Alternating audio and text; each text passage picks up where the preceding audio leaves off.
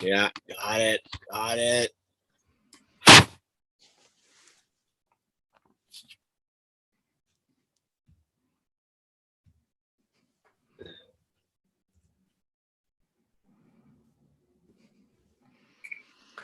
Whoa, whoa, Yeah, it's got it. Oh yeah. All right, we're in there. All right. 1 second, and boom. Okay, I can see everything. Whoa, it's the illusion reporting from somewhere on Spaceship Earth with Trent, New Hampshire. Right. How's it going, Trent? Representing Live Free or Die. Yeah, that's it, man. How is it out there in New Hampshire? It's a beautiful, crisp day today. It's about 50 degrees, overcast. It's still as can be. It's like perfect autumn day in New England. Nice. Lovely, Gotta love that. Yeah. So we're hanging, we're doing it. It's good to see you, man. It's like the You too. that thing you talk about, like the other side of the screen, you know? Yeah, I get to see your face finally. We've talked a couple times on the phone, and Yep. And I thought I just say, like, I think it was either 2016 or 17 that I saw the first Illusion video. That was a September Thrasher review. okay. So it's pretty funny. So I skate and someone just sent it to me because of that. And then I just started diving in, and now next thing you know, here we are like 5 years later or whatever. And it's like, you turned me on to a lot of good information, you know? Yeah, right on. I appreciate it. Stoked you're here. And for those who don't know, Trent wrote the Diamond Soul song. Oh yeah. We can get that. I drop that in the chat at some point. Yeah, drop that in the chat. So all right, so here we are, man. So give us a report from the Live Free or Die state of New Hampshire. What's going on? So today was local elections. Okay. So I went down for my ward and voted today, and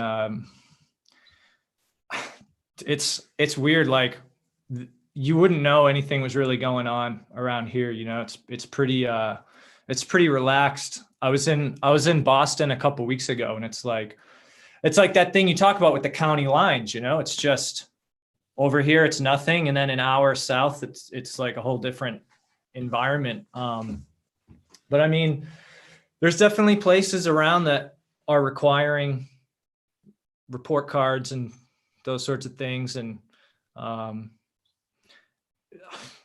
dude, I'm just kind of like, it's not part of my reality. Sure. You know what I mean? It's like just on the Diamond Soul thing of like, it's just beyond, I don't know, like what else is there even to say about it, sort of thing. Just not what you're doing. Yeah. But New Hampshire's been sort of a stalwart on this thing, right? Like there's been a certain amount of like statewide pushback on some of this, correct?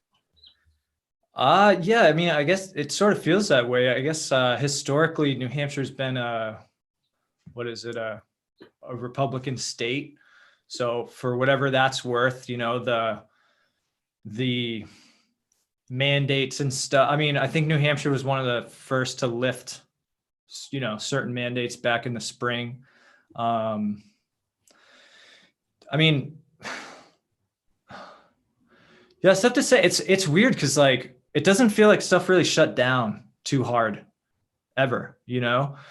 Like we had that first couple weeks, but after that, it sort of just was like, you know, the grocery store was always the sort of barometer for where things are at, you know? And now it's like people just, it feels mostly back to normal. Some people are doing the thing, some people aren't, and no one hassles anybody. I haven't ran, the only thing I've seen is some of the, cause I do the music thing, and like some of the venues that I used to play at, you know, are requiring stuff. So, you know, I don't participate in, like, I'm kind of on that far way of like, I just don't want to participate in anything that's perpetuating the divisive or Sure. negative energy. Like, and I'm grateful that I'm in a situation, you know, in my life where I can do that. Yeah. I guess a lot of us have set ourselves up for this time, right? Yeah. That too. Well, it's interesting because I do know a bunch of people who have you noticed an influx of new people that have moved to New Hampshire? Because I know some from out here that have definitely fled to New Hampshire. I mean, they're more on our spectrum about where we're at, but yeah, they moved like a year ago just for their kids. And yeah, no, I mean, not that I've noticed, but I mean, like, you know, my job sent us all remote, you know, last spring. So, I mean, there hasn't even been a ton of mingling and kind of running into new people. That's something to kind of keep my eye open for, but I haven't noticed that. Okay. So you're working remote still? Yeah. So they are phasing people back in. But there are, you know, things associated with going back in. So but also, like, there's a liberty that's been given for people who just choose to stay remote, sort of like a no hassle option. So that's where I'm at for now. And, you know, it's the job's nice, but it's just a means to an end to, like, play more music. You know, that's like, so that was, you know, to kind of get into, like, the shadow stuff and, like, the fear stuff. Like, my thing last spring was, if this all goes down and I can't play music anymore, perform it, you know, that's a huge part of my life's purpose. And I was just sort of getting into it and starting to live it, you know, and then it just all went away. And so it was just that, like, that real, that just straight up realization of, like, this is what I know I have to do in life. And, like, I'd been, like, skirting around living it fully because it was more comfortable to, like, you know, not attack something that's your dream head on. You know, it's just more comfortable to make excuses and blah, blah, blah. But now it's like, it almost all disappeared. So I've kind of gone back to my roots and, like, going out to open mics and just playing where I can, you know, and meeting people and almost like starting the whole thing over again. Cause it is like that mindset of the new paradigm. You know, if it's going to be split, then I might as well, with the tools now that I have of, like, my shadow work and of, like, manifestation and taking care of myself, I can create regardless of whatever else is going on, you know. The use it or lose it. Yeah. It's like use it or lose it, right? Like, yeah, you didn't know what you had till it was gone, right? Exactly. And that's a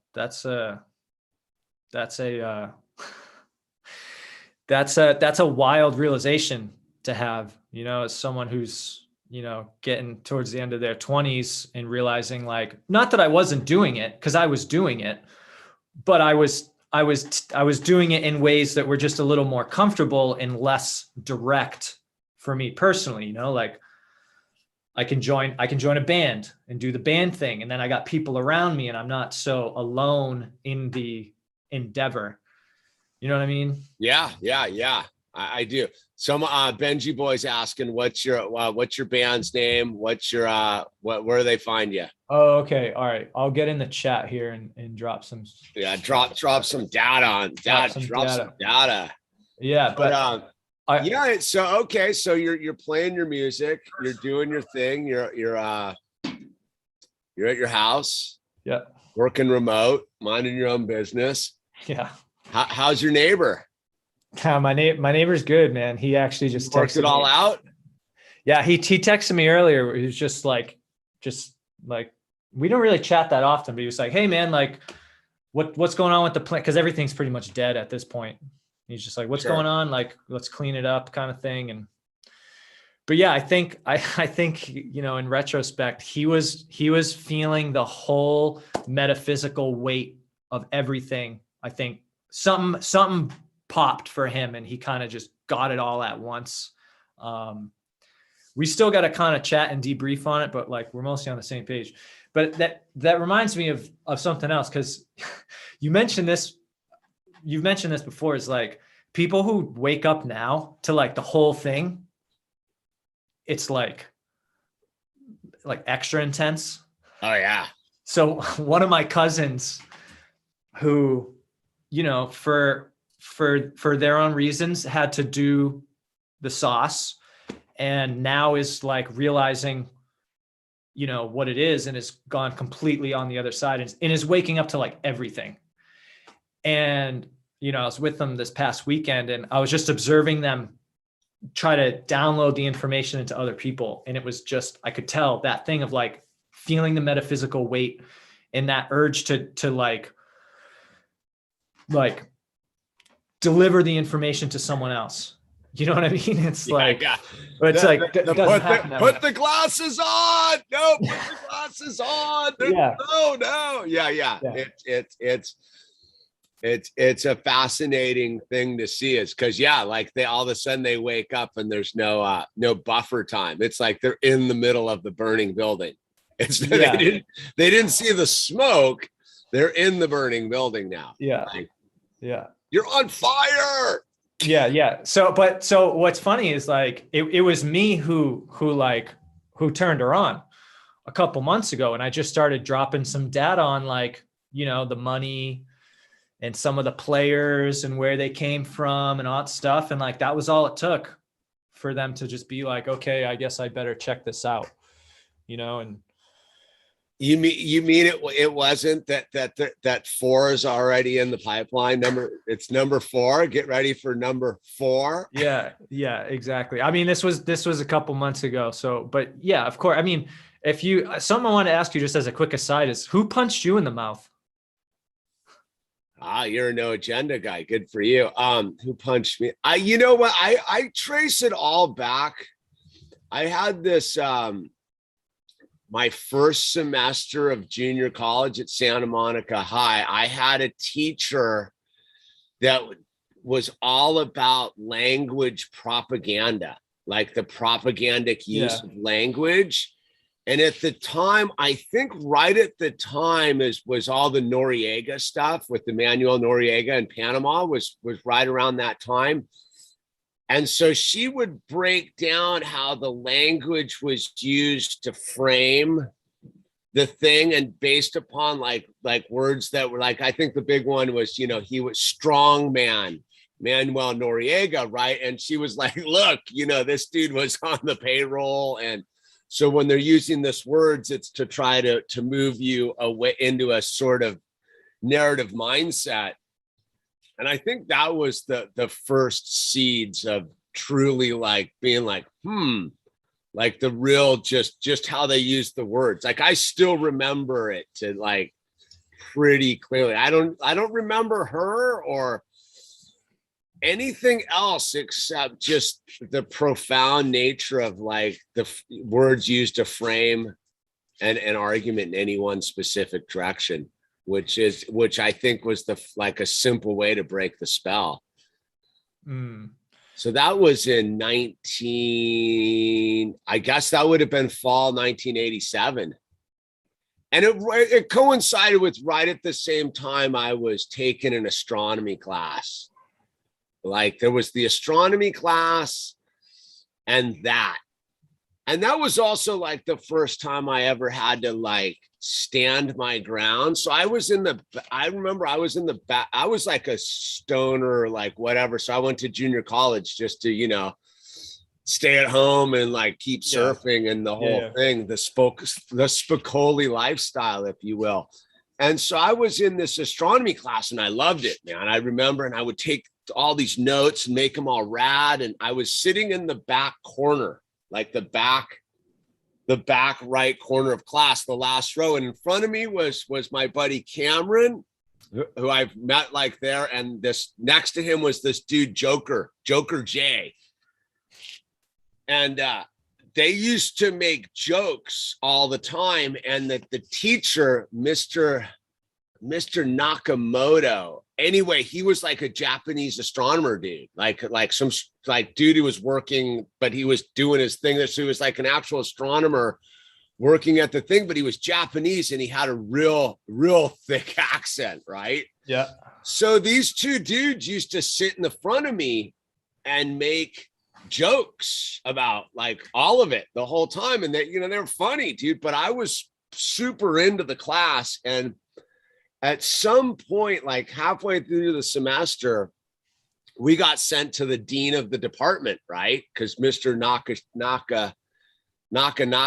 I don't know his name, but it starts with the Naka, sent us to the dean, and the dean called us into the thing. And I was there with my buddy Cameron, and Joker Jay wasn't there that day or so. He was, and the teacher's like, blah, blah, blah, you guys aren't paying attention. And I went, no, BS. I go, it ain't me. I don't even know like, I just met these guys. Like, they're not even my buddies. Yeah. And I go, and she was like, we're going to kick you out of the class or something. I go, no, you're not. She's like, you don't even like study. And I whipped out my like notebook with my like perfect notes. And I was like, nah, not going down like that, dude. And I remember standing firm in my space with this dean and being like, no, dude, like, I'm not taking the fall for these two idiots, dude. And they're not taking the fall either. Like, this teacher's way too sensitive. And I don't know, like, I remember me and the teacher, like, were buddies by the end, but it was this first moment where like, I truly stood in my own space about like, no, I'm not getting bulldozed by you or anybody. I have the receipts. So kick rocks. Yeah. So it was all kind of like in that sort of space. Okay. Interesting. Well, I like that you mentioned that like the NLP stuff, because that was like, I read 1984 last winter, and I never read that before. And like, that's the name of the game, you know, in that world, is the NLP is how they sort of control stuff. And so I got here Critical Path. I was just flipping through before Bucky Bucky. And I was just for jumping off points in case we got stuck, but he mentions in here something that I found really interesting, which was, he's talking about Darwin's phrase, survival of the fittest, and that as like a neurolinguistic programming that sort of caused the people, what he calls the haves, people that have stuff, to try to retain it. And then the have not people to like, well, basically for the haves to like selfishly position themselves against the have nots. But I think the NLP stuff runs real deep. I mean, you know, you were calling that stuff out, you know, from the get-go with the social distancing, you know, that's like, and once you start seeing that stuff, you see that everywhere. Like, and so, I mean, if I could, I'd like to transition that kind of into the music, because sure. You're the co-host, dude. You run the show. Well, because it's really interesting. I was just talking to my mates last night about this. Is like, so before I knew anything about spell casting or manifestation or anything like that, I would notice that songs I would write would come true. And like my way of writing in the past was more like, kind of like, you know, you come up with a little progression, you sing something as kind of like the first thought's the best thought as far as like the melody, and some of like the word, like whatever just comes out. And then I would kind of just craft a lyric around that line. And so for anyone who's following along in the chat, I sent the link to my band, but the song is called Closer.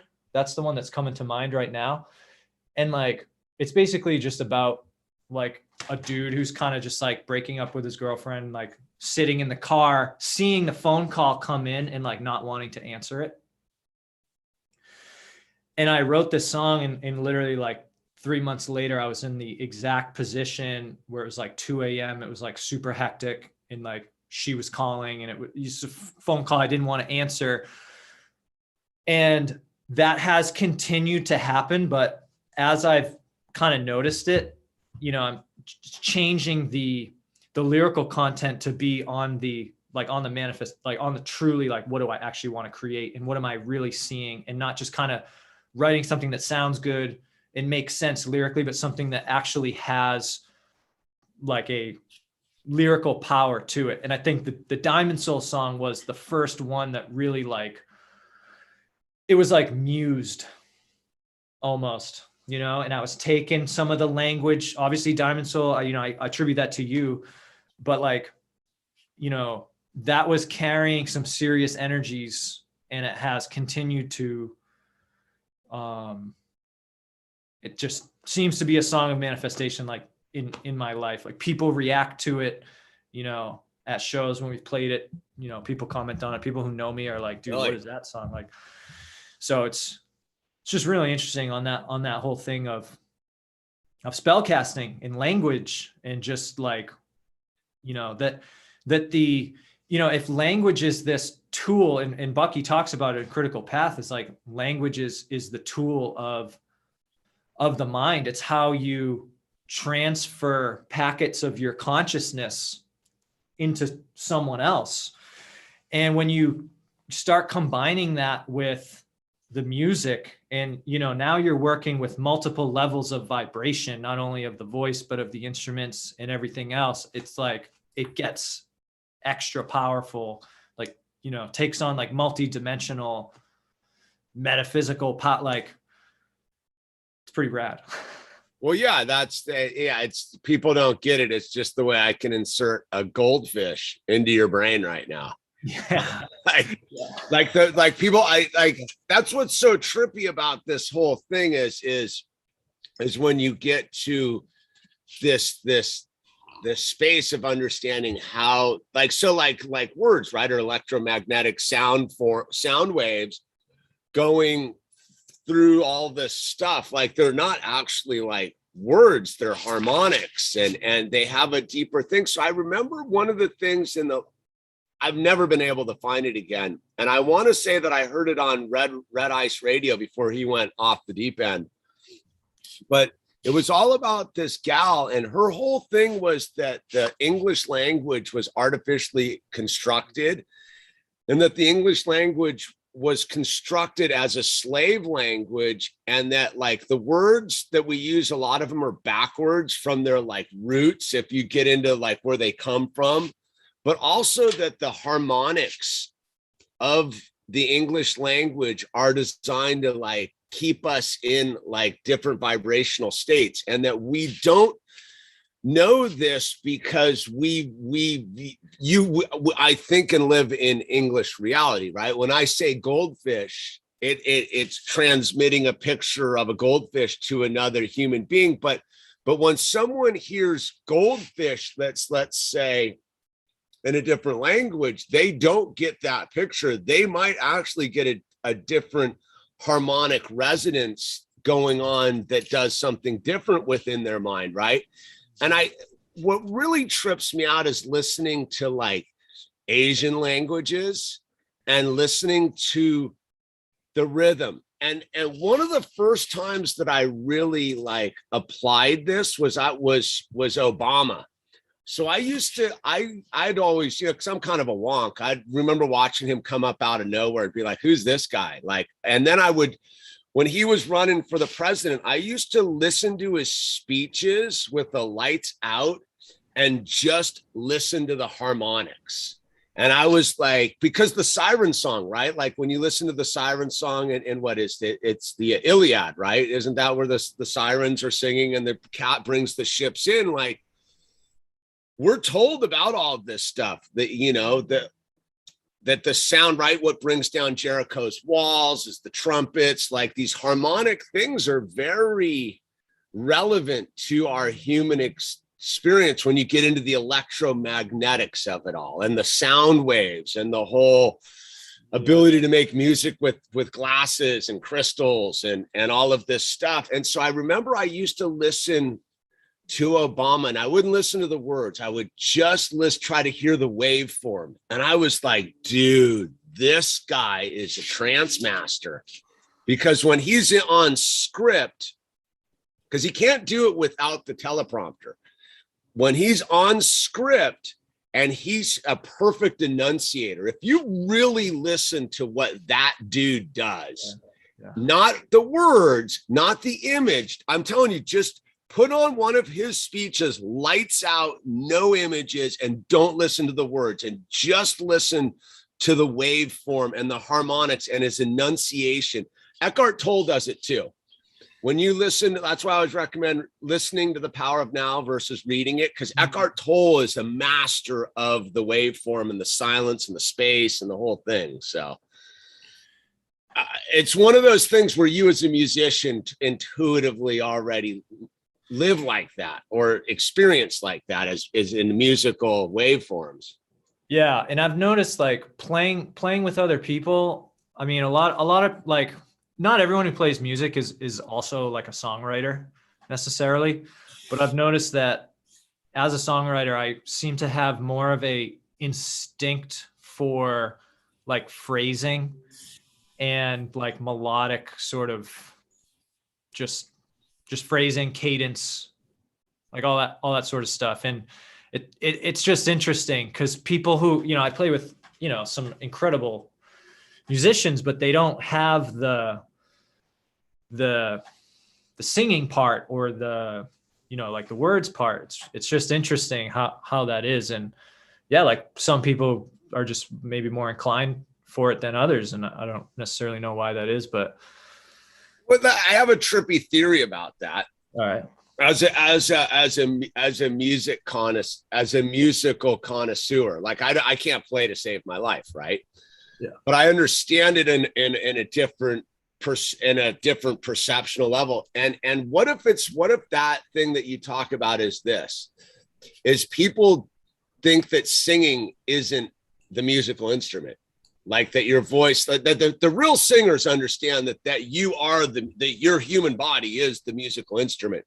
Because and intuitively, I think it comes from a childlike mind. Is I asked Owl one day, like, 9 months ago, I was like, so what instrument do you want to play? Like, what musical instrument do you want to learn? Yep. Like, you need to learn something. He's like, I want to sing. I was like, dude, like it was very interesting because like some of the things that one of the things why I trip out on, I can't stand YouTube on like a bigger picture level, but I'm fascinated by YouTube because they are so dumb simple on a certain level. And I was always like, what is it? And I go, it's like Bono's got the concept of the voice of the musical instrument thing down, like to like a very interesting degree, dude. Like it's not Edge, it's him that's the lead instrument. Like most people think it's Edge who's the lead guitar. It's like Bono's the lead instrument. Like I think there's a weird thing where, because if you don't listen to like orchestra, like all right, like when you think about like orchestra music, right? To get that many instruments to be like one sound, who's doing that, right? It's not the dudes playing the instruments. It's not even the conductor. It's the dude who wrote the music that put it all into a thing. So it's actually a dude who could view in his mind harmonics and waveforms, put it into a notation on a piece of paper, make all those notations for various instruments doing their things. That's why like they don't want you, like that's why they pump rock and roll in this garbage music, is because it's so dumb, like on a level, you know? Yeah, no, that's a great point. I actually never thought of that with the sheet music, is like, that's the real conductor. Like, yeah, that's crazy. And talk about transferring a packet of consciousness through time and space, you know, and like, not to mention that the dude who composed it might've been deaf, you know? Yeah. Well, that makes total sense though, right? Is when you get into this electromagnetic frequency stuff, like that Buckminster Fuller tapped into all of that's, by the way, that's when he said, Bucky, that he got that and most of these true scientists of whatever their field is, because I think that people use science as test tubes. Like I would argue that Mozart was a sound scientist. Right. You know what I mean? And that's where he was doing some work. I would argue that those Tibetan dudes with their horns all organized at certain frequencies in certain directions are doing are levitating rocks and all of that stuff is, and where I get super hopeful is the musical frequencies. I think that's the way through, really. Yeah. Yeah. I mean, it's undoubtedly, like, I always think of it this way is, if you take other art forms, music is almost the only one that you can recreate in your head. Like that.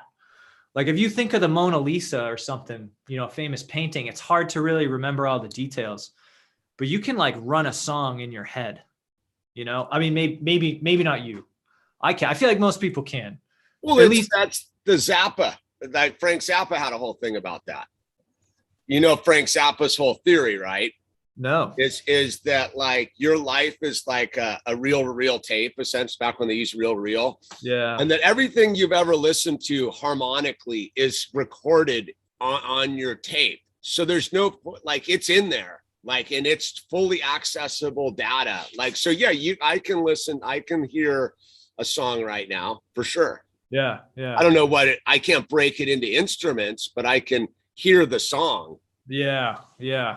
And also just the fact, time, music just exists in this interesting way where it exists like in time, like time is a dimensional requirement for music to sort of like. Well, it's got two different components, like actual like metronomic time, right? Like keeping time in your music, with all the different time signatures. And then it's also got like time, right? Like, so, when you'll hear, like, I heard a song that was new, I'd have to go into the thing. And I was like, that's a timeless tune. Like that was pulled from the ether. Yes. Perfectly for the time to fit into, but it like the music already exists in the cosmos, so to speak. Oh yeah.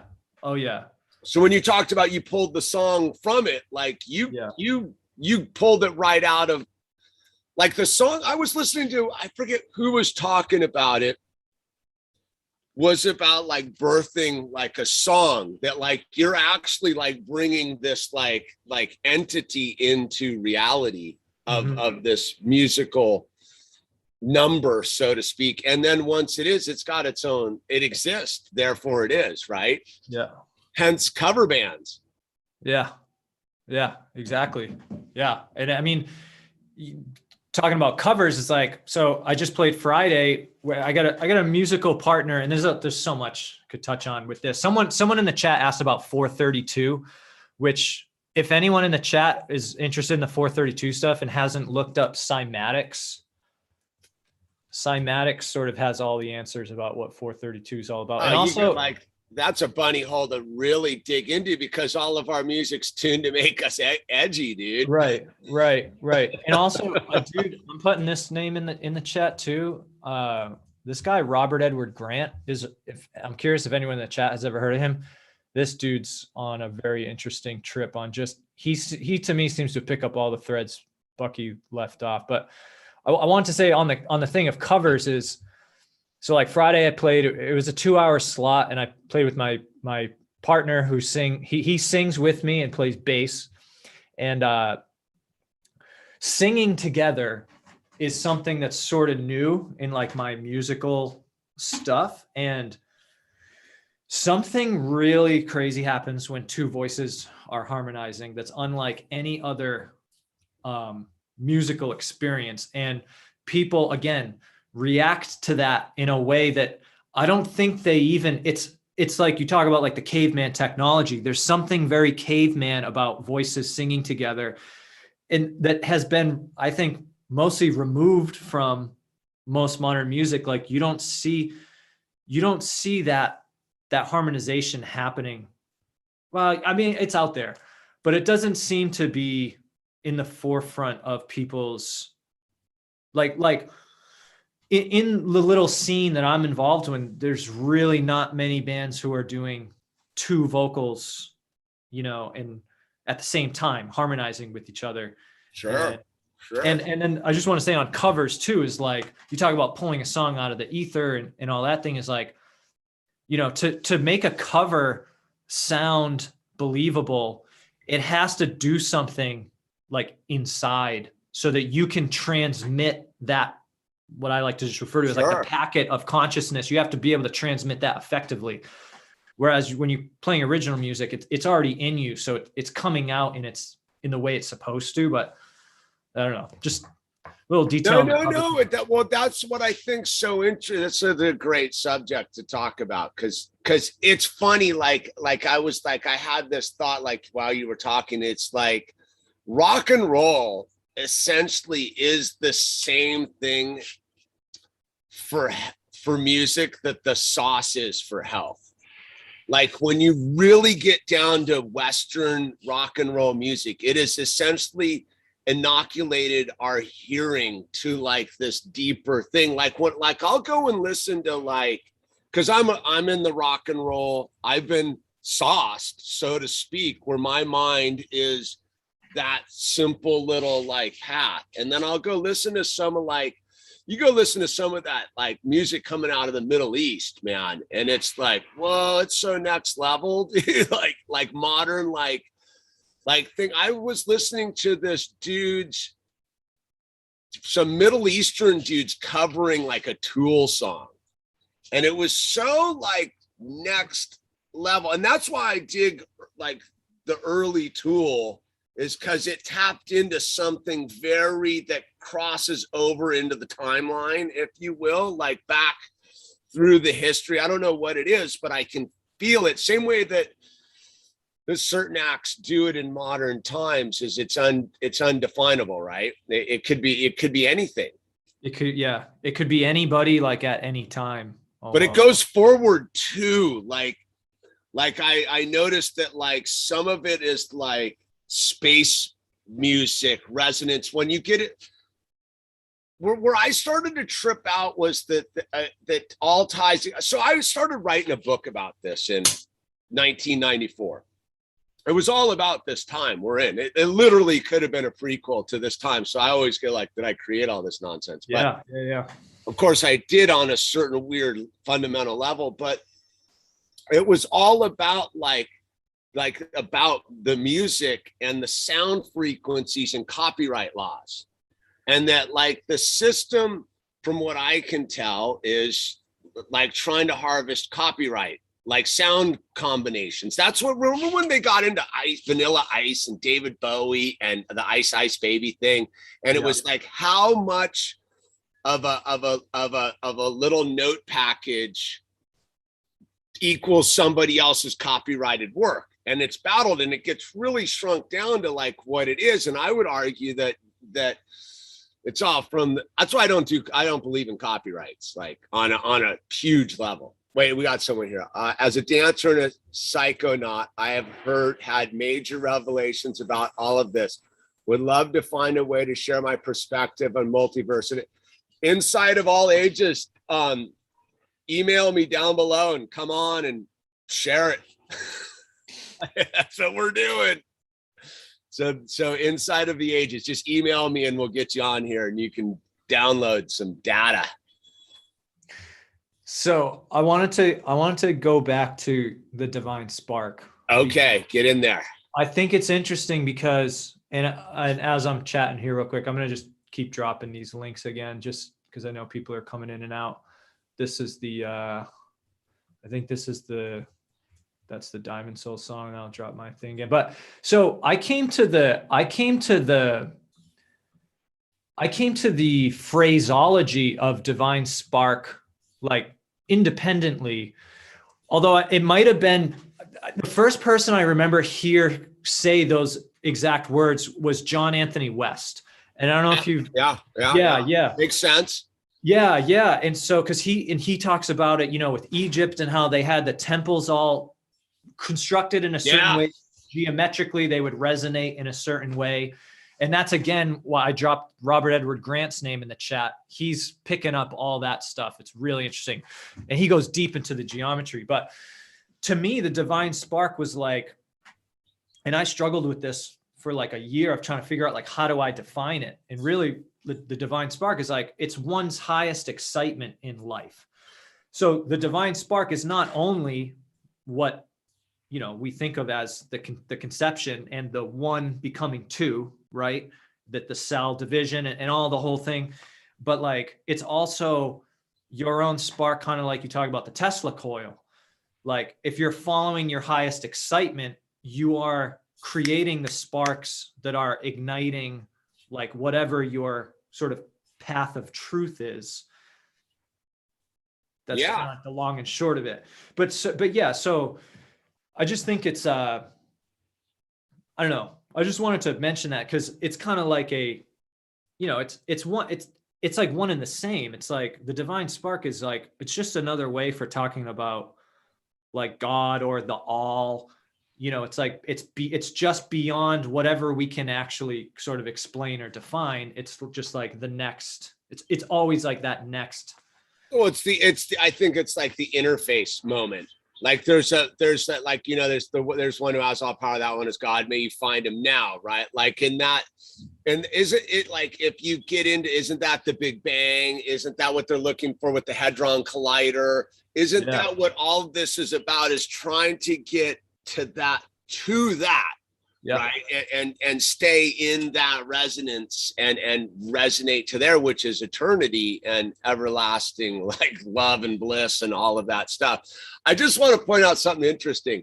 Since we've started talking, the sound attack going on here that began at 2:00. I got a skill saw going on over here. I got a wood chippers going crazy over here. It's like full sonic attack going on in the background, dude. That's right. That's perfect. Yeah. No. So I think that's where, I think that's why we're in this interesting thing, because I think where most people have like lost track is the wonderment of it all, right? Like when you get into like how they can break up kidney stones with ultrasonics and that whole stuff with the vibrating the water, and you get into all the different shapes that are these intuitively, like, you know, sequenced out divine shapes and patterns. And then you realize that lattice is where all the pyramids and stone structures are on the planet. And then you get into the, like, have you gone down into the John Levy stuff with the cathedrals and all that stuff? I've checked out maybe like 3 or 4 hours of John Levy. I'm super down with it, but I don't know, maybe not specifically what you're talking about. So a lot of the Antiquitech stuff is all about how that they've, like, one of the cover stories for this previous technology is cathedrals are churches and places of worship versus being like healing centers, of harmonic healing centers, and that all these great organs that are in all these ancient churches that no one can play, that these churches were harmonically designed with all this architecture to heal people. They weren't there for you to go worship. They were there for you to go in and heal your body. And it's like, people are like, well, but that sounds so crazy. And then I go, well, wait a minute, look at what they do with kidney stones and sonic vibrations to break up kidney stones. And you go, it's not even like a fantastic leap once you kind of like dumb it back to like our reality and go, oh, we do that anyhow already. Like, yeah. And just, I just think of like Keith Richards. How is that dude still alive? Like on a certain level of like what he's done to his body, right? But he's played music his whole life on that sort of thing. Is like, I think it's some of these old guys, you know, like that are still just doing it at a high level, is like the music has been healing them all along. I sort of think of that sometimes, like, well, Bob Marley tells you. Well, hit me with the music, I feel no pain, right? Yeah, exactly. Yeah, exactly. I think it's all out there. I think that's where a lot of where we're at is this crossroads of of the electromagnetic spectrum and what it's about. Like, I think I think people underestimate what may or may not be the purpose of the sauce when you get into electromagnetics. I think that if you get into the physical, like just your physical state of being, I think that's their cover of how they're doing it. Is it probably doesn't do anything to your physical state of being on us unless you're just an outlier on the thing. I think when it really gets down to it is on this deeper harmonic level of the ability of, one of the greatest pollutants on this planet right now is electromagnetic energy, being bombarded everywhere. And that's, there's all sorts of theories about that's what's caused all this, upper respiratory thing it would make total sense. Yeah. Yeah. And I mean, it circles right back to the whole thing of the NLP, and that it's all coming in through the manipulation of the soundscape and the spells and everything else. Well, that's what's so like trippy about it, because that is all that it is this weird harmonics broadcast out of like square boxes on the wall, telling you this truth that we can go walk out the door and be like, I don't even know what world you're living in, but I don't live in that world, though it's interfacing with me. Like, yeah, that's why I got super uptight at that protest about the people with the bullhorning people. I was like, dude, don't you for a second not understand how powerful that device is that you've got in your hand and what it is doing. Like, you shouldn't be allowed. It's amazing you can even buy one of those things. Like, when you really get, yeah. And well, that's what it gets to. Like, the thing is, you look at like when, remember the Branch Davidians, they were driving the tanks around in circles, cranking Metallica, dude, like, or something to that effect. Doing the same thing at Gitmo, bombarding them with like music, like bad music. Yeah. Yeah. Yeah. No one enjoys that. No, I mean, I think that's where it's very much, there is something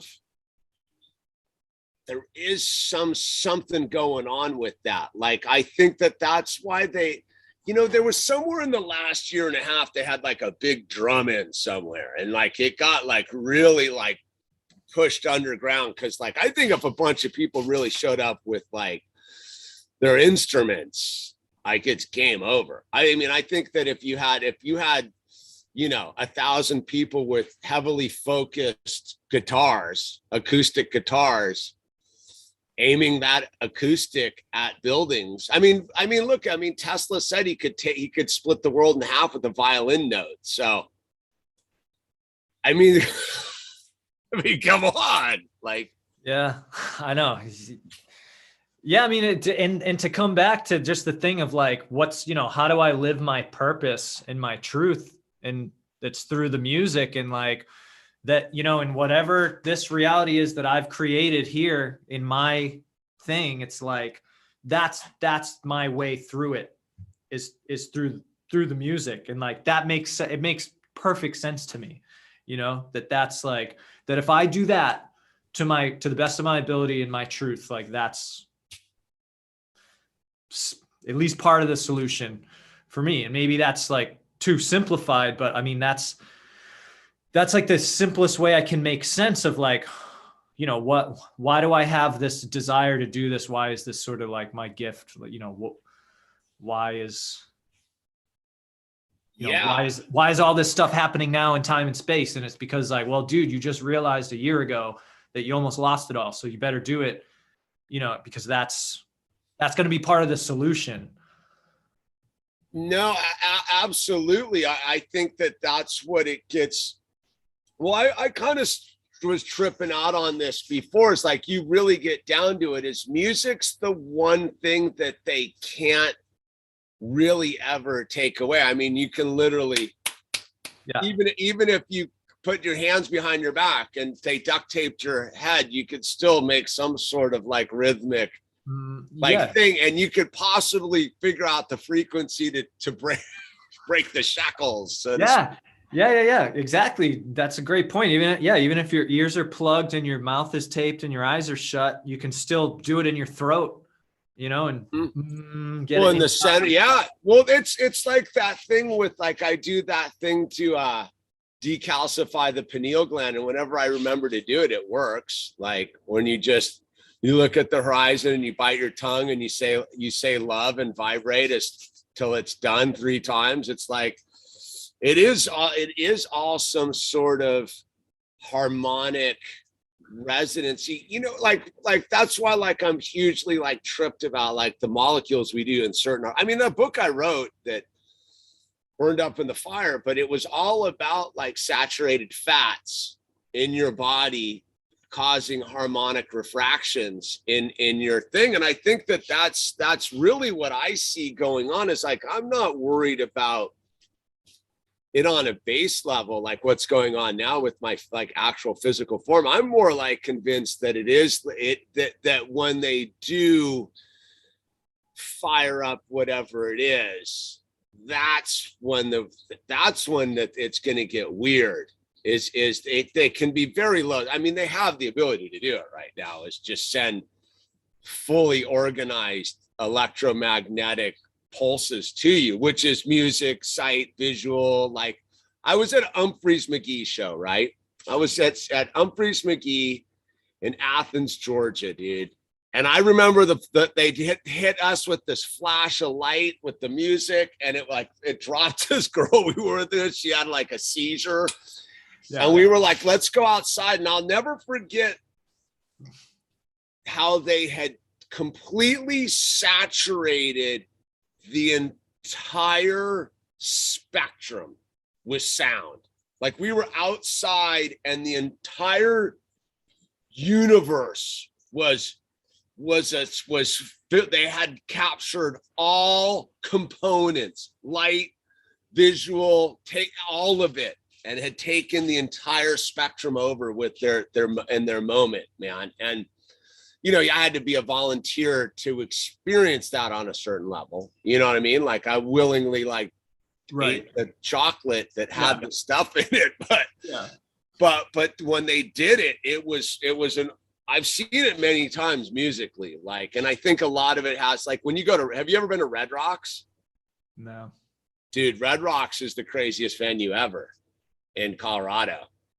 Like it's this, between these rocks is the amphitheater, and then the band literally like plays in like a cave, kind of. Okay, that's sick. Yeah. And it vibrates. It's like a giant, like that's where again where I don't get how they wouldn't perceive cathedrals as to being sonic healing centers when you resonate to like giant stadiums being huge, like broadcasting speakers to like the cosmos. Like I think of like that, like when like a band's playing in like and they know what they're doing. Like the Dead definitely knew what they were doing. I think Fish knows what they're doing on a certain level. And all sorts of artists understand this, is when they get that thing going, they're breaking the bounds of this planet and sending the signal into outer space. Like I'm pretty convinced that like out there, like they're like they kind of know, and that's where like people are like I think that's why I think spaceships are dumb.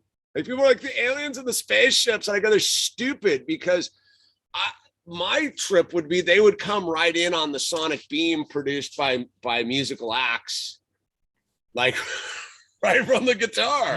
Yeah. I mean, I think of like,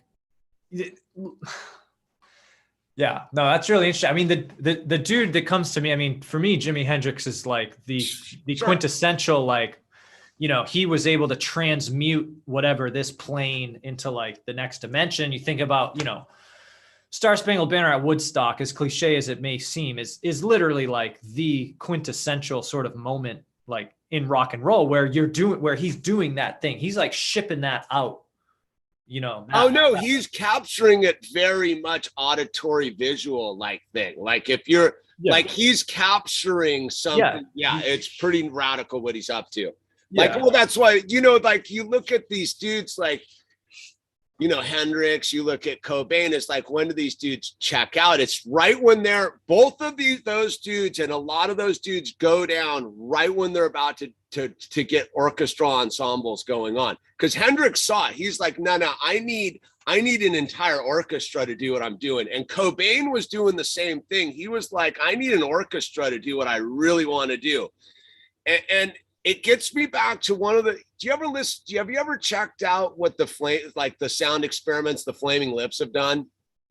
I know they did something where they had like 4 LPs and you had to play them all at once. Oh, yeah. Like that was right. So they used to do like their interest, go down the bunny hole of like, it's not even about really like if you even like their music, check out what they were doing. They used to go and have shows in wherever they're Omaha or wherever they were, and they would hand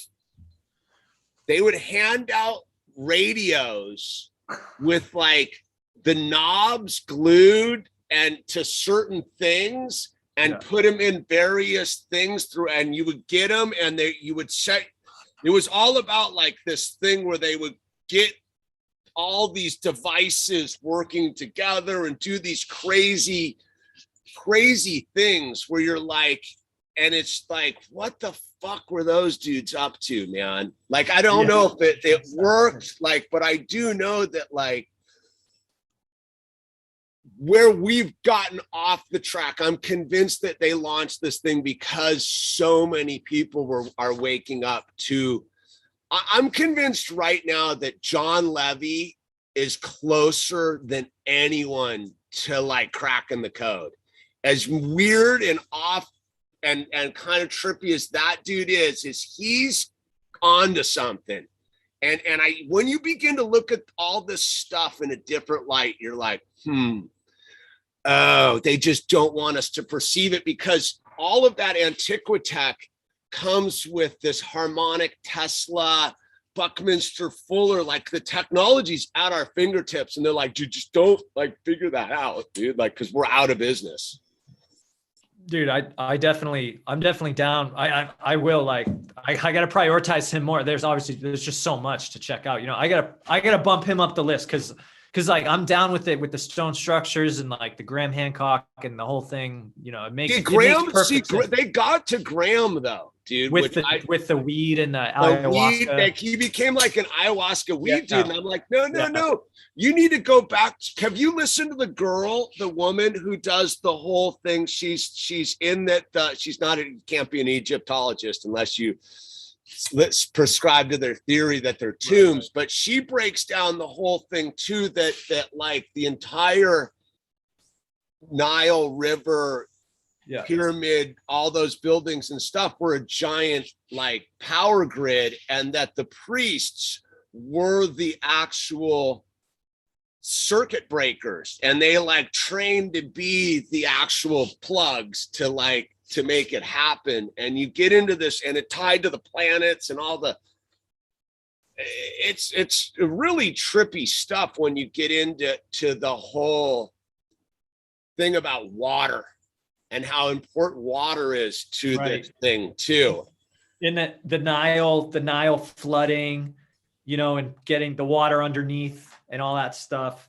Well, it says that, you know, like there's the interesting thing again about, you know, the Jesuits and the Catholic Church and them taking over all of these cathedrals all over the planet, and that most of these cathedrals have like underground springs underneath them, supposedly, like almost to a thing. And that's part of what you need to get the harmonics working with all of this stuff, because there's something about, again, as a dude, I will tell you the gnarliest thing I ever was, well, I will say, was at the fish show in Seattle, at the hockey rink, whenever that was, in '94. when I was standing there, dude, and they were playing, I don't know, Avina Makenu, that song. And I was standing there and I was behind the soundboards, and all of a sudden I was on the West Bank. And there was literally like, I was on the West Bank and there was like armored dudes and the whole things. And then I tripped, and all of a sudden they did something with the music, and everybody turned into like a dove and made like that one of those like mosques. It was and that's the thing when I was throwing my hat into the crowd and my hat was landing back on my head and stuff. It was like, I was just like, what is going on? But like I've seen it and I've experienced it in music. Like, that's why I'm not like too concerned about the band, so to speak, because any of them can do it. I don't even think some of them know they're doing it. I think there's an intelligence, call it God, underneath the music, you know? Yeah. Well, dude, I mean, that was far out, man. That was sick. But no, there is like a thing of as someone who plays in front of people, there's something really interesting that happens. That's the energetic exchange. Mm-hmm. And you don't always get it. But like I was saying before, the gig we played Friday, man, we had it going in the second half, and it was like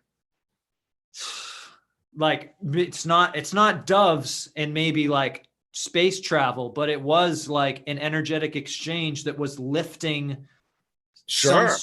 You know, like, and I'm not claiming I know how exactly to tap into it, but that's like, it clearly there's a way to do it. Because why do people become so magnetic, you know, on stage, and like they're doing it somehow? Well, it's this thing as I think that there's a weird insert they're trying to do. Again, it's like, I think, like I said, I think that there's almost like a program, just like the sauce in music.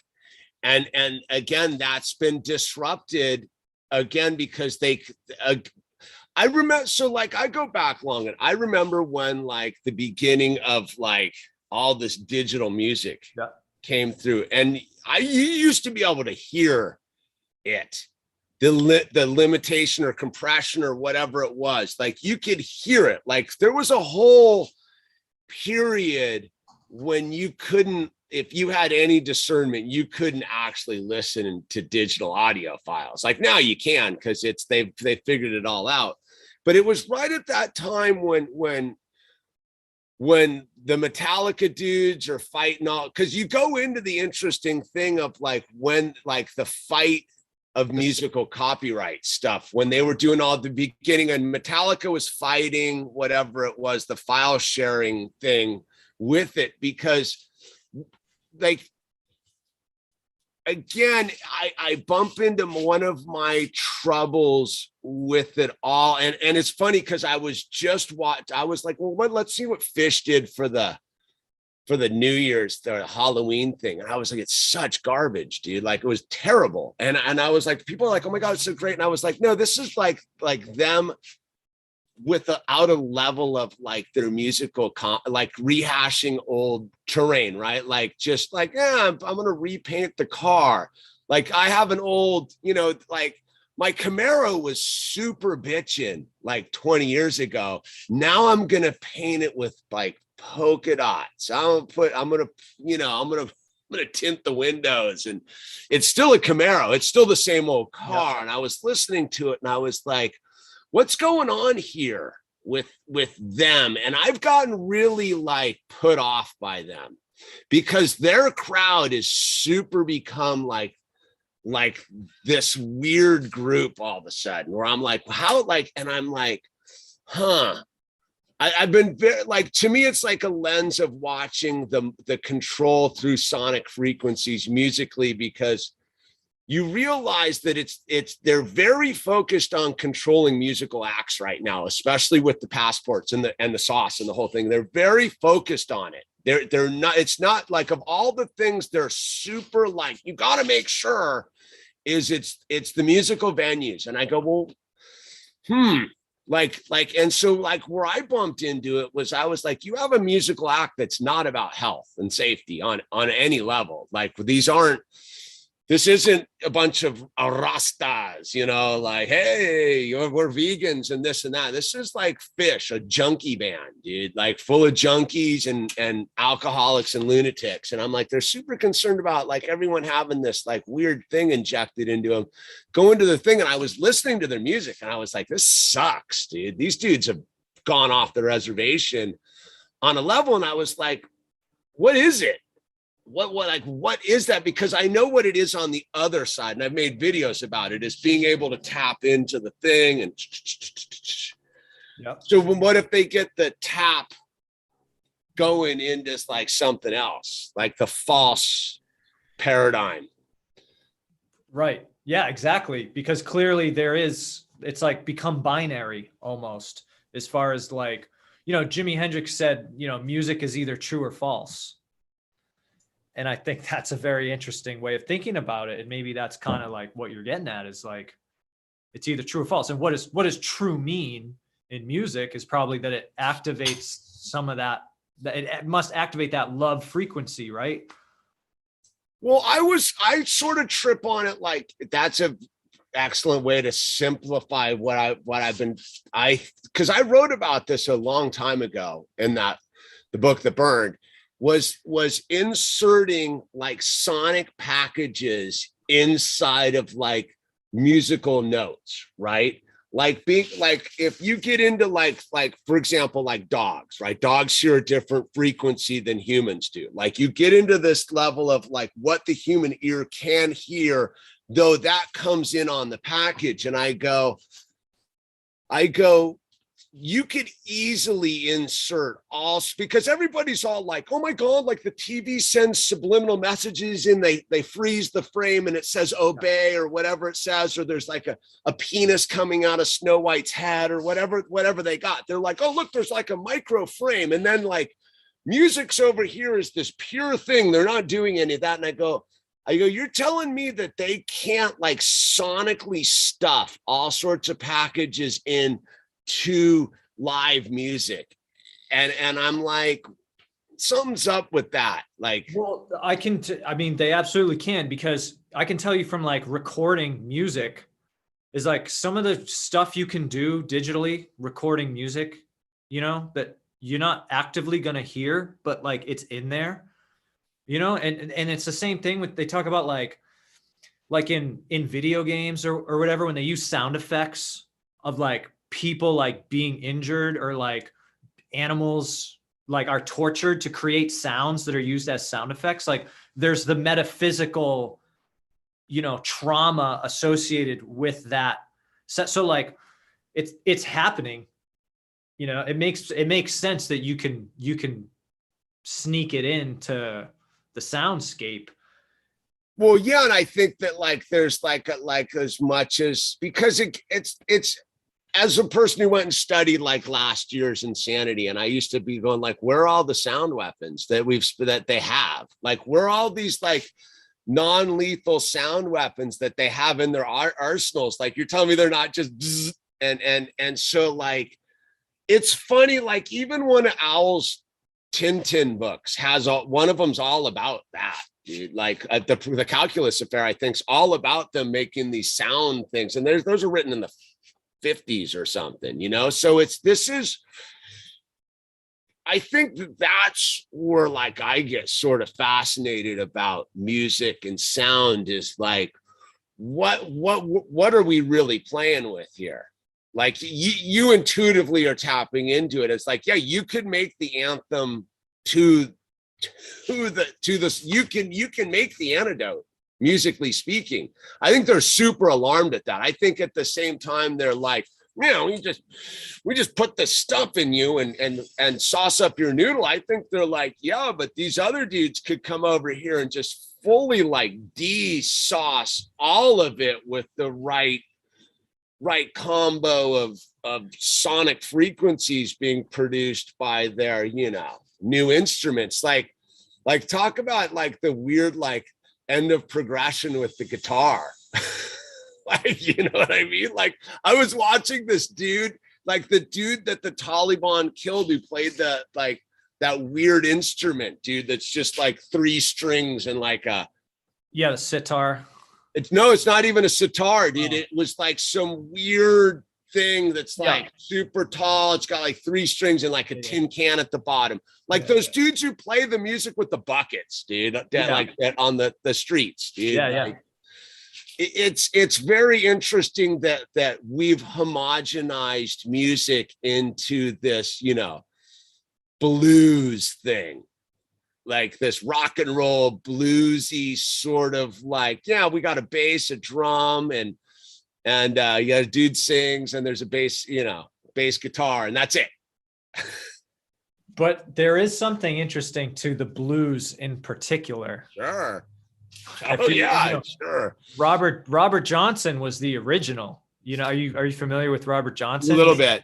He's the original dude who sold his soul to the devil at the crossroads and died when he was 27. Okay. And no one can understand how he played the stuff that he played with, like, as one person. People think it's like 2 people.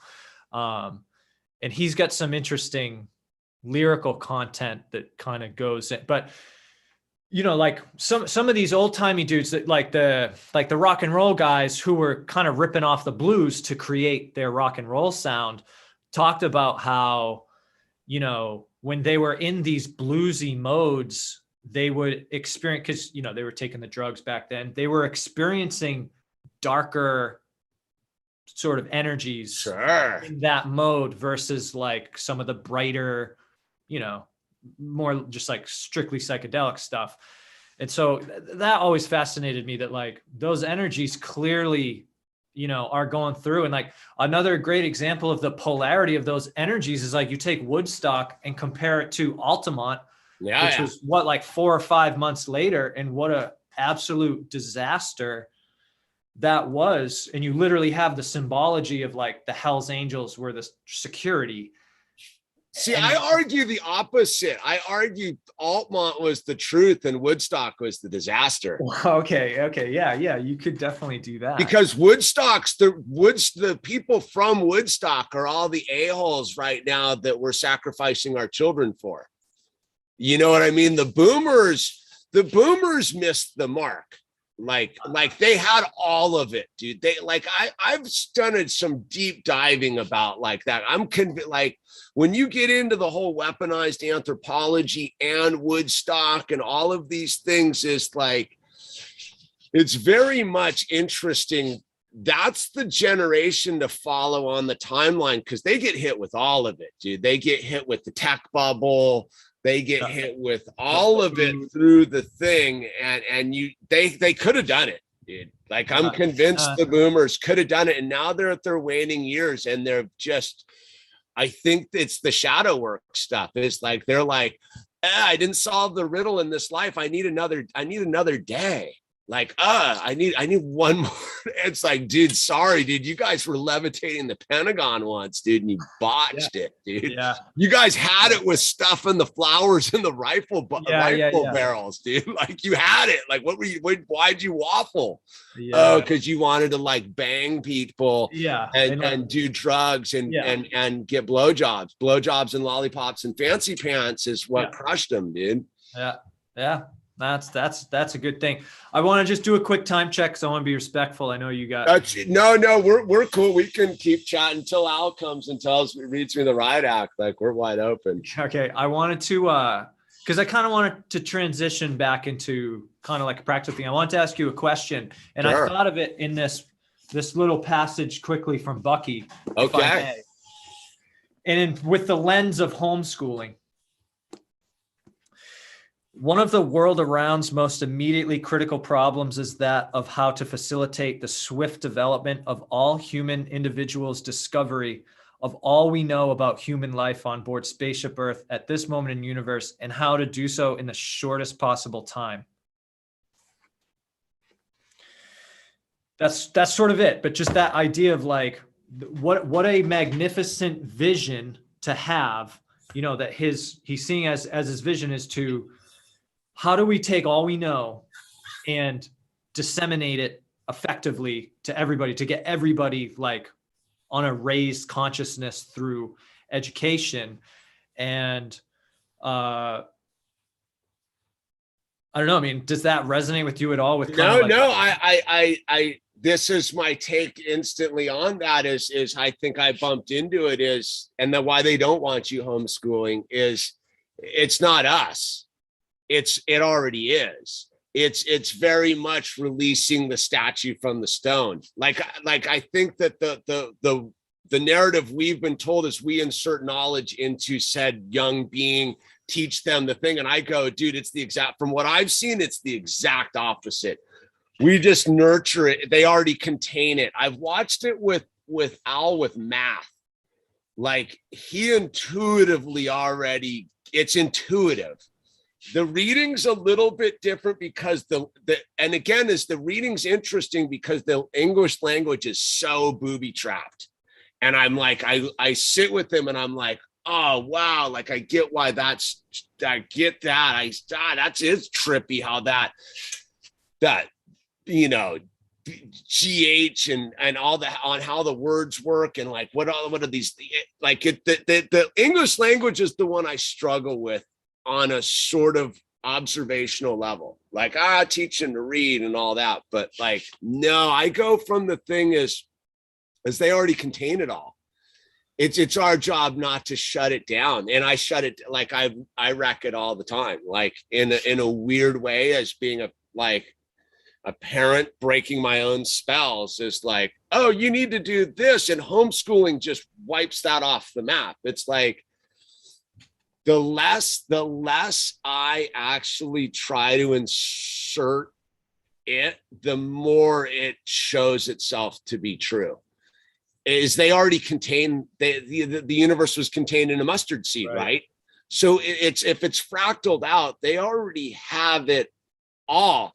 And it's funny, like I notice Owl like is a little bit dyslexic, and I'm dyslexic too. And when I was young, like dyslexia was like a new thing.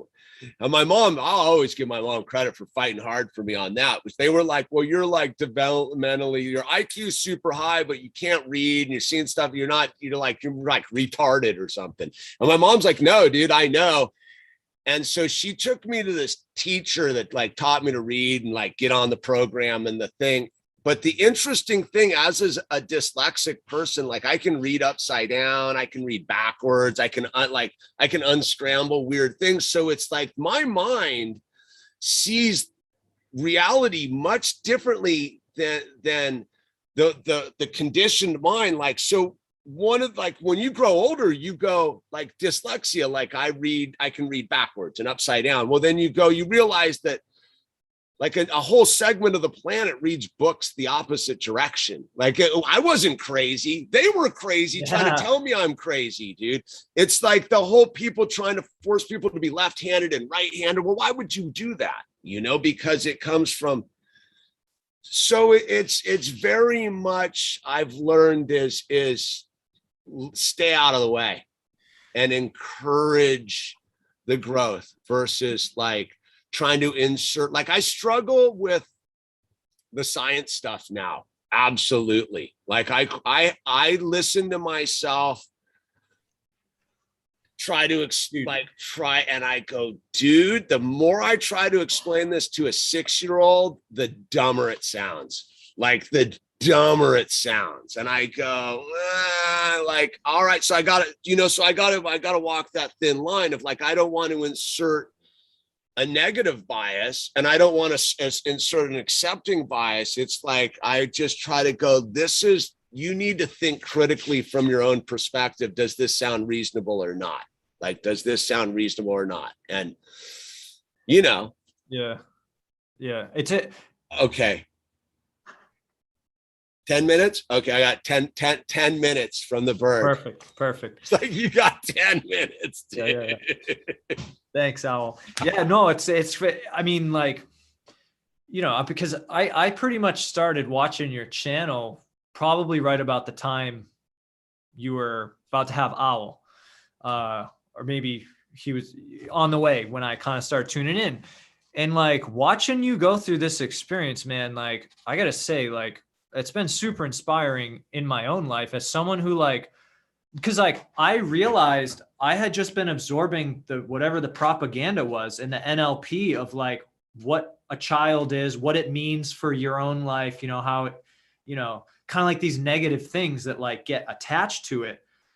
And then I'm hearing you talk about it and thinking about the divine spark and like carving, like, releasing the statue from the stone, all this stuff. And I'm like, dude, that makes so much sense. And like, it just gets me stoked to, someday have a child. And like, I'm so down with the homeschool thing. Makes so much sense to me. And I'm like already taking notes on like curriculum ideas. And it's like, well, it's the weird thing of like, they have the thirst, right? Like it's, I think like the cool thing was, I think maybe just having Owl a little bit later in life and having deprogrammed myself through sobriety and all the stuff. Like, I don't know if I would be as in tune at 22 with my life. I'd say younger now, because younger people seem to be grasping things a lot quicker just due to the speeding up of the timeline.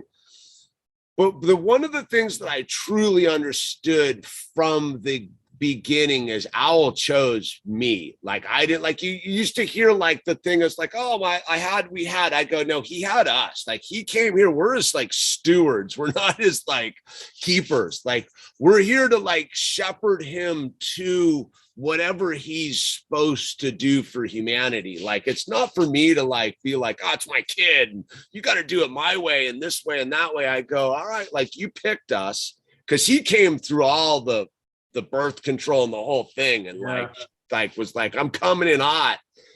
And I go, okay, like, he picked us. And then you get into these things of like the intuitive awakening to all of these things, like looking at him and going, all right, like, what is it you see? Because if I brought him into the planet, right, I don't need to view him through that lens. I can view him as like, that's my kid, like, whatever, dude, like, he's like, he owes me type of thing. But I view it the opposite way, as like, he came here to, and I'm his like steward and bodyguard, and like, I'm just driver essentially on a certain level. And so like, I have to look at it through his eyes, which is like, oh, okay, like, I'm like, I gotta get back to like intuitiveness of it all. Like, it's a blessing this time with, I think, on it, like, because it puts it into it taps you into the timeline. So beautiful, man. But you can't be a pessimist with the child anymore. Like, I'm not handing him over. Right. Like, and I know plenty of people that like, they haven't crossed that bridge. I'm like, dude, it's like, no, dude, like, it's very potent energy. And I think that children for a long time were sort of viewed as a continuation of people's lifestyle, right? Like, this is my child. It's part of the continuation of my lifestyle. They're going to go continue the lifestyle that I started for them. When I view it the exact opposite, as I go, no, I'm supposed to conform to his like trajectory on that. Like, it's not about me inserting like, oh, you do this, you do that, because that's what I did. I go, no, I'm supposed to like back off and be like, okay, like what is it that I'm supposed to be doing to facilitate this thing? And it goes back to like, I hear a lot of people about it. We're like, oh, I got a kid and my life's over. Like, I had to look at Owl when he was, I think, 9 months old. He was sitting on the couch and he was like, dude, you better keep paddling and skating and riding your bike. So when I'm like of age, like, you're not some lame sideline dad. Yeah, dude. You know? Exactly. Yeah. This part of the chair is broken. Yes, thank you. Yeah, he keeps me on the timekeeper, dude. Yeah. He's coming in. Yeah, we can wrap it up. So we're gonna wrap it up. You want us to wrap it up, Bird? He's been Hulk or something. Yeah. But dude, let's do this again. Let's get in on this. I like this. I like the frequency thing and Bucky and all of that. Like, it's a good, we don't do enough of it here. It used to be like the hallmark of what we did, but like, yeah, no, I'd love to. Like I said, I had a bunch of passages pulled out. I mean, it's so rich, man. Like there's so much. Like, yeah, I'll be down to do it again, and if we want. Okay, all right. And for those who are tuning in, our next co-host is, I think, a gal named Laura on this Thursday. Oh yeah, that's gonna be the document. No, that's Lori.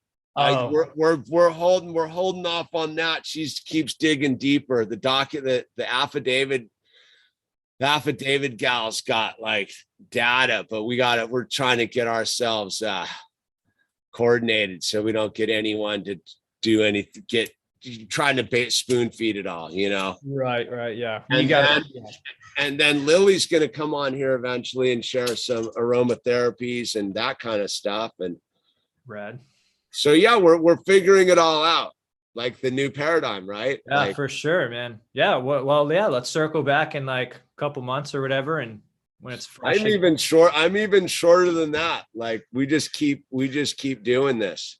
All right. Because it gets me out of my own like mind traps, dude. You know what I mean? Like I way rather be thinking about like this kind of stuff than like this like guerrilla warfare, this mental guerrilla warfare going on here in the city of Los Angeles, dude. You know what I mean? Yeah, for sure. Well, hey, so just spam the chat one more time with your stuff. Okay, I see you did your easy fluff. I always forget that. And all right, that's it, Trent. Thank you for tuning in from New Hampshire. So New Hampshire, baby. New Hampshire, Oklahoma, New Mexico. There's a whole. We're gonna get a worldwide grid of people reporting in. I like where we're going with this thing. So thank you for Trent. It's nice to see your actual face, having talked to you many times on the phone. And good luck with your neighbor. Send some musical frequencies through the walls right at his house. That's right. That's right. We do that pretty much every night here. So well, you followed the thing down in Cuba. They're actually paying off those people who got sonically attacked in the embassy, dude. Whoa. I didn't see that. Remember when all that was going on like 5 or 6 years ago, when the people in the consulate got like bombarded by sound frequencies from the Russian embassy? I'm gonna have to look into that. That was before I was look into that, dude. I think they all just got a payout, like an acknowledgement that that's what happened to them. Interesting. Okay.